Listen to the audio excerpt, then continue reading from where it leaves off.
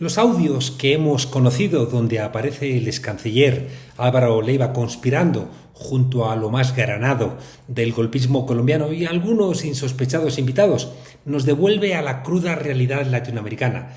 Ni la derecha de la región ni la derecha norteamericana toleran que la izquierda gobierne en ningún país de ese continente. Como en un libreto repetido, todos los intentos de golpe de Estado en América Latina tienen una receta para cuando fallan: decirle a los que iban a ser derrocados que no exageren.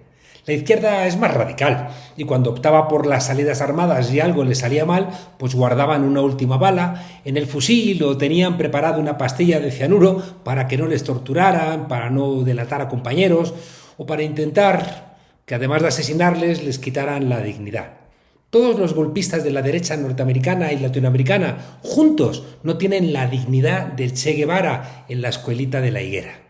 Escuchar a Leiva o a Vicky Dávila decir que no tiene nada que ver con el golpe, cuando todo el mundo lo ha escuchado en los audios publicados, pues demuestra su cobardía. Si se animan a dar un golpe, pues hombre, tengan al menos la entereza de reconocerlo cuando les descubren. Estos reaccionarios, cuando algo les sale mal, lo niegan todo. Son los que dicen que la cosa no era para tanto.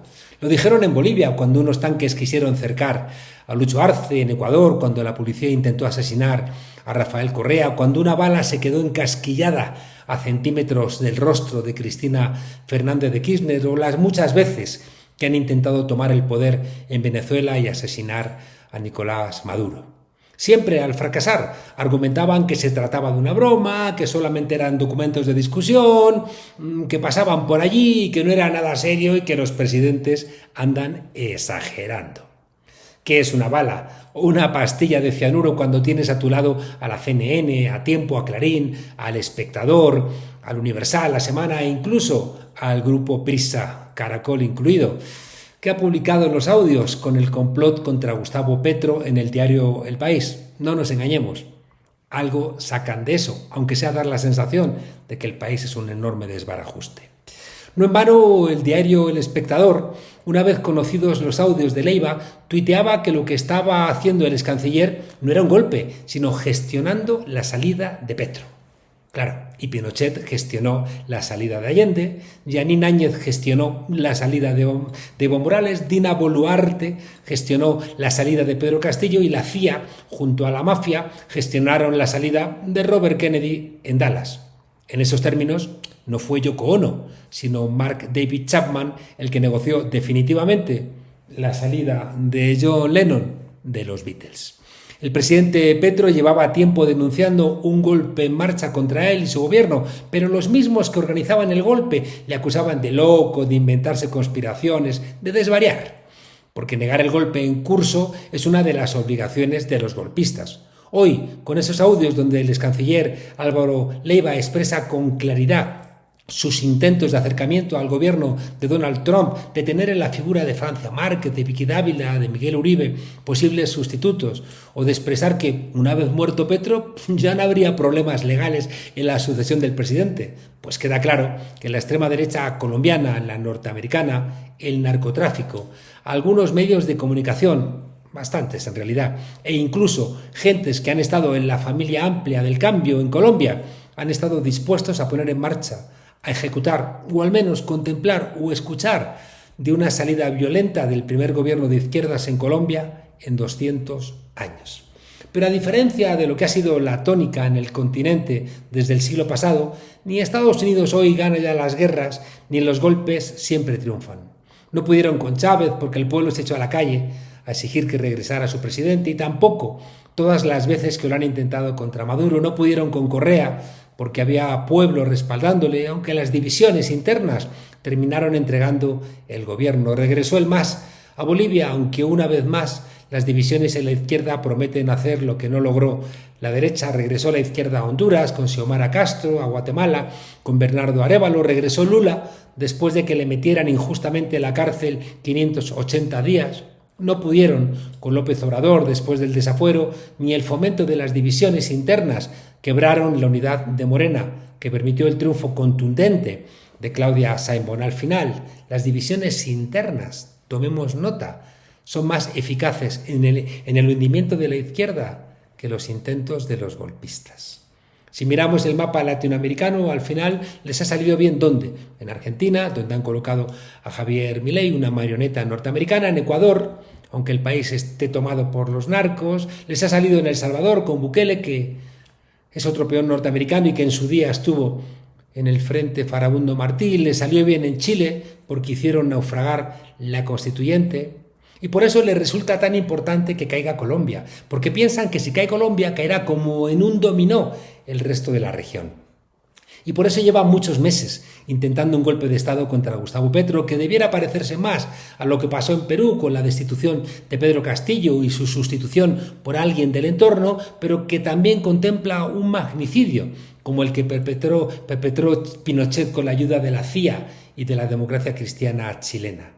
El golpe de Estado en Colombia lo ha organizado ese 1% más rico del país, que concentra el 38% de la riqueza, mientras que el 50% más pobre tiene apenas el 2% de la riqueza, como ha analizado recientemente el CELAC argentino. El 10% más rico de Colombia, el 10%, 1 de cada 10, controlan el 71% de la riqueza. Y no van a dedicar un poco de ese dinero a garantizar que las cosas sigan como están. La revista colombiana Raya lleva tiempo investigando el intento de golpe y las reuniones del excanciller Leiva con el congresista estadounidense Mario Díaz Balart, mucho antes de que el país de España revelara el plan para sacar del poder al presidente Gustavo Petro. De esas reuniones de Leiva con la extrema derecha norteamericana salió la estrategia comunicacional que debía preparar el golpe contra Petro hoy. Los golpes se preparan en los medios de comunicación. No es fácil unir la línea de puntos porque los golpistas han tocado muchas teclas, algunas de manera sutil y aparentemente contradictorias entre sí. También es posible que haya habido tontos útiles que se han dejado arrastrar a esa locura, igual que otros pueden haber decidido jugar a la lógica golpista, olvidando que Roma nunca paga a los traidores. Pero tiene razón Raya y RCTV al señalar que la cosa viene de largo.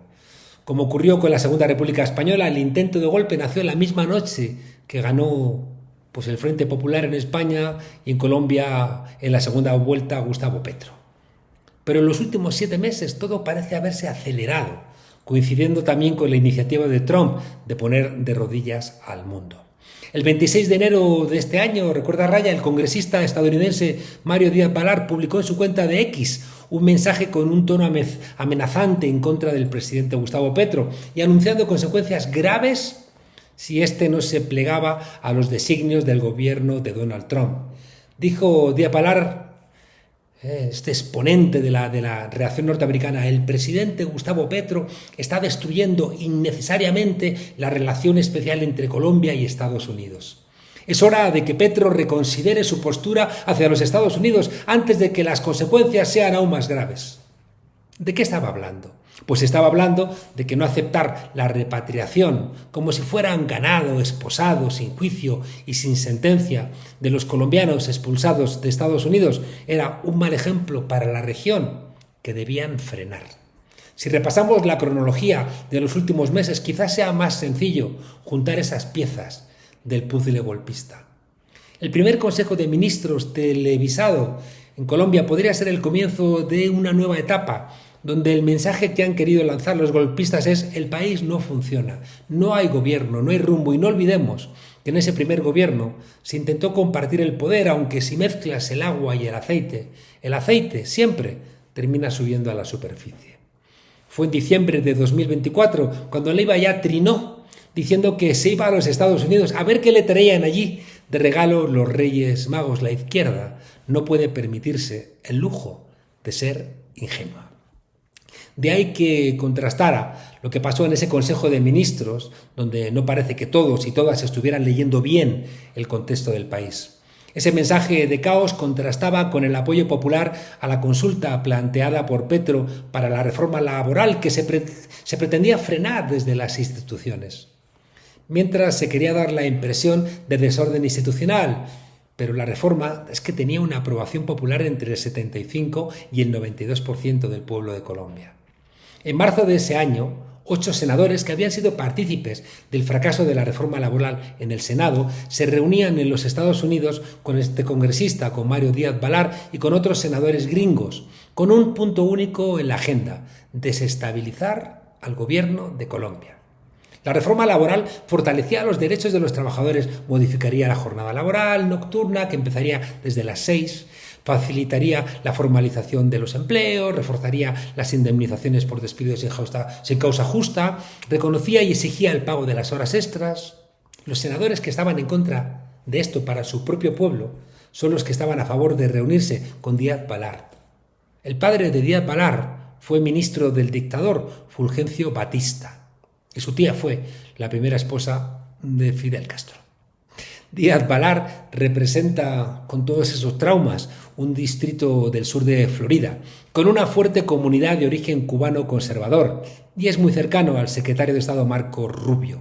Es de los que están en contra de la soberanía económica y a favor de los bloqueos económicos, están a favor de las deportaciones a El Salvador, de separar a las familias migrantes que llevan muchos años en Estados Unidos, o incluso, claro, detrás del Alcatraz, de los Caimanes, con el que pretenden terminar definitivamente con los derechos humanos en los Estados Unidos. El 16 de marzo, Díaz-Balart encuentra un hueco en los medios colombianos para insultar al gobierno de Petro. Un mes después, en abril, el Clan del Golfo, el grupo narcotraficante y paramilitar más poderoso de Colombia en la actualidad y que tiene su origen en las Autodefensas Unidas de Colombia, declara un paro armado. Es decir, un acto de intimidación y control territorial mediante el cual se prohíben el movimiento de personas, vehículos, las actividades comerciales o institucionales bajo amenaza de represalias violentas. El Clan del Golfo opera principalmente en regiones del norte y noroeste del país, incluyendo Antioquia, Córdoba, el Chocó y la costa atlántica. En los audios de Leiva saldrá el Clan del Golfo, también el ELN, el Ejército de Liberación Nacional, que están ahora mismo otra vez en la lucha armada contra el gobierno y que aparecen en esos audios como claves en el golpe contra Petro. Si en el Chile de Allende fue la patronal de los camiones que debía generar desabastecimiento en el país, ahora del desorden se encargan las diferentes nuevas versiones del narco, que son ejércitos armados. También se va a hablar estos días de un plan pistola para ejecutar a miembros de la Policía Nacional con la intención de posicionar a las Fuerzas Armadas contra el presidente. Los medios de comunicación, como Tiempo, publicaron noticias que daban la sensación de que se está masacrando a los policías, mientras que el gobierno no hace nada. Gota a gota se va construyendo el escenario que busca propiciar un golpe.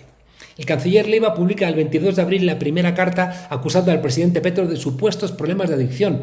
Las ausencias del presidente para ir, por ejemplo, a Isla Negra, a la casa de Pablo Neruda durante su visita a Chile, se presentan como ausencias vinculadas al consumo de drogas. Por supuesto, la acusación contará con la amplificación al infinito de los medios privados de comunicación. Una de las figuras que aparece constantemente en la trama golpista es la periodista y candidata presidencial Vicky Dávila, de la revista Semana. Vicky Dávila va a trinar contra el presidente Petro y le va a acusar directamente de drogadicto. Vicky Dávila siempre colabora en las estrategias golpistas en las que participa en la extrema derecha colombiana, o me atrevería a decir latinoamericana, y los Estados Unidos. En Colombia, si no está Vicky Dávila, al golpe le falta algo. Un día después, el 23 de abril, un exmagistrado que lo había sido durante el gobierno de Duque solicita una investigación de la Comisión de Acusación de la Cámara de Representantes. Las acusaciones de enfermedad, locura, drogadicción, alcoholismo, senilidad, etc., son un clásico de la derecha contra la izquierda gobernante. La estrategia repetida por la derecha en todo el mundo es disparar muchas flechas, contando con que algún dardo pueda hacer una herida. Y si es así, entonces todas las flechas se dirigirán a agrandar la lesión. En ese mismo mes de abril se reúne en Washington, siempre Washington, Álvaro Leiva y Díaz-Balart. En mayo, Leiva publica una segunda carta donde pide revisar la continuación en el cargo de presidente. El motivo, que el 6 de mayo alrededor de 4.000 aprendices del Servicio Nacional de Aprendizaje del SENA se reunieron en la Plaza de Armas de la Casa de Nariño junto al presidente de la República en una manifestación de apoyo a la consulta popular que impulsaba el gobierno nacional. Otros congresistas colaboran en el ataque. Miguel Abraham Polo Polo, otro político conservador, va a insultar a Petro, igual que otros muchos en los medios a raíz de este acto. Vicky Ávila, por supuesto, sigue en la brecha.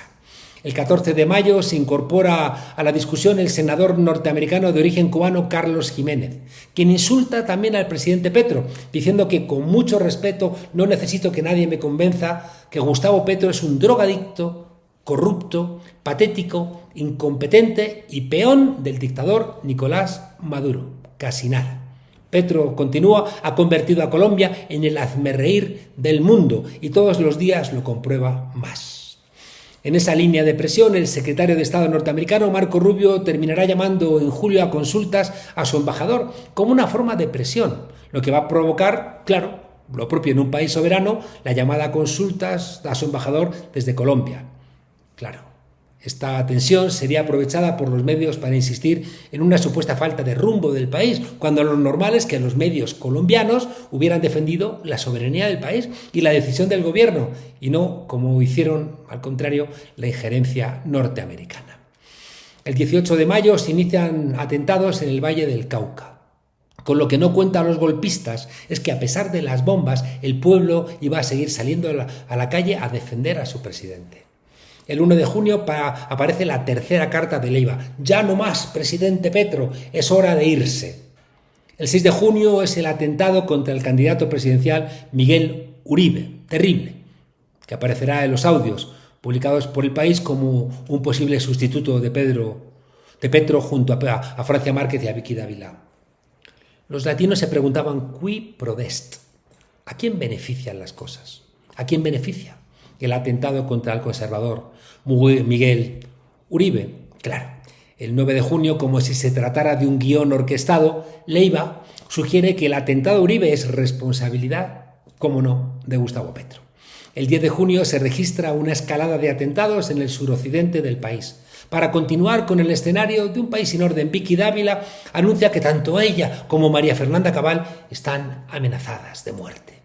Al tiempo, la oposición política se niega a reunirse con el gobierno y varios personajes públicos dicen desconocer al presidente. Desde el Senado, ni más ni menos que el presidente del mismo, el empresario del Partido Conservador, Efraín Cepeda, pide una reunión con las Fuerzas Armadas y la policía, desconociendo que el mando de las mismas lo tiene el presidente, pues insiste en este puentear la propia Constitución. Desde comienzos de junio, Vicky Dávila hace llamamientos a la Fuerza Armada para que desconozcan al presidente. En una de sus intervenciones en junio, Vicky Dávila afirma, dirigiéndose a las Fuerzas Armadas, hagan lo que toca y desconozcan al supuesto, le llama, al supuesto comandante en jefe. Pues ese supuesto comandante en jefe, según la Constitución de Colombia, es Gustavo Petro. Y por esa declaración, Vicky Dávila, tú probablemente estarías en España, en Alemania, en Francia, en Italia, en la cárcel. El 28 de junio vuelve a intentarse una internacionalización de la estrategia. Con ayuda de los medios se construye una matriz mediática y política internacional en torno a la visita del presidente Petro en Malta y se intenta construir una inexistente reunión de Petro con un narco ecuatoriano. ¿No le sembraron droga a Ernesto Samper en un avión cuando iba a viajar a Estados Unidos?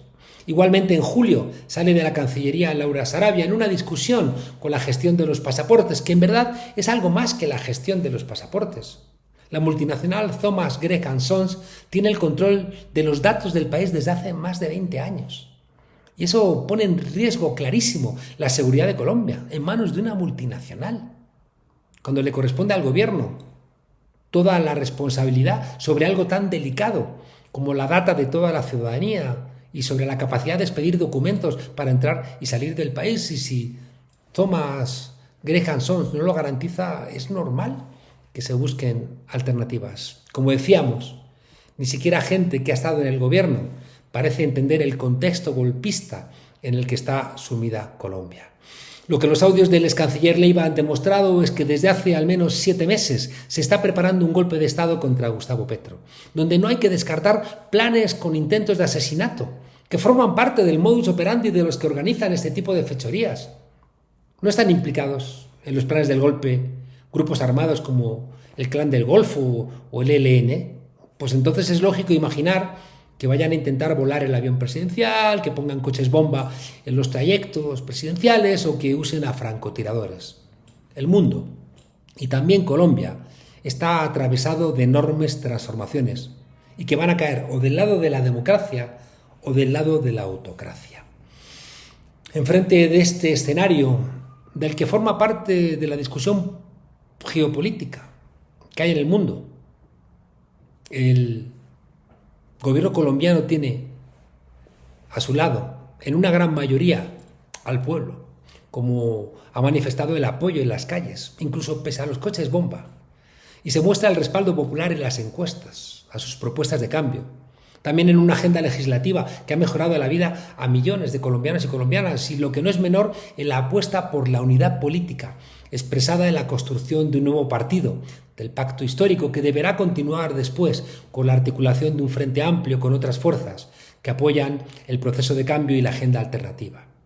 Si la creación de un partido movimiento unitario y plural, eficaz y deliberativo, conectado con los movimientos sociales y al tiempo capaz de ganar elecciones, que sea guía del cambio y también instrumento del mismo, si esa creación de un partido es la garantía de la continuación del proyecto que representa a Gustavo Petro enfrente, va a tener los intentos de desbaratarlo y que provendrán de los mismos que vienen participando de los intentos golpistas. Lo que más interesa ahora mismo a los enemigos del gobierno de Gustavo Petro es la división de las fuerzas del cambio. El intento de golpe contra Gustavo Petro está en el mismo diseño que la guerra en Ucrania, que el genocidio en Gaza, que la agresión a Irán, que el bloqueo a Cuba y Venezuela, que los aranceles de Trump o que las presiones al México de Claudia Sheinbaum. Estamos en un momento de la historia en donde está otra vez en juego el par democracia, barbarie, socialismo, barbarie, progresismo, barbarie, decencia o barbarie, como lo queramos llamar. Y en Colombia nadie decente puede estar al lado de los que están buscando hundir al país en la barbarie.